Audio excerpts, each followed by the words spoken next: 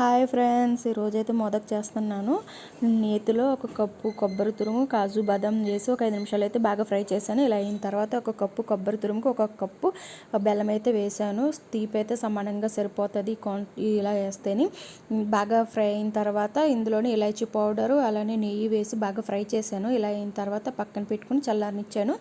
అప్పుడు మనం మోదక్ కోసం ఒక కప్పు గొబ్బి బియ్యం పిండిలో కొంచెం ఉప్పు నెయ్యి వేసుకొని మనం చపాతీ పిండి ఏ విధంగా అయితే కలుపుకుంటామో వేడి వేడి నీటితో అయితే కలుపుకోవాలి. అప్పుడే మోదక్ బాగా వస్తాయి.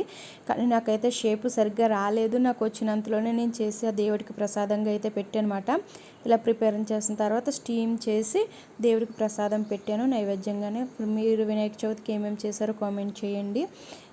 నా ఛానల్ నచ్చినట్టయితే సబ్స్క్రైబ్ చేయండి, సపోర్ట్ చేయండి. మీ సపోర్ట్ ఉంటే ఇంకా మంచి మంచి వీడియోస్ మేము ముందుకు తీసుకొస్తాను. మీరు ఏమేమి వండారో కామెంట్ చేయండి. Okay friends, bye bye.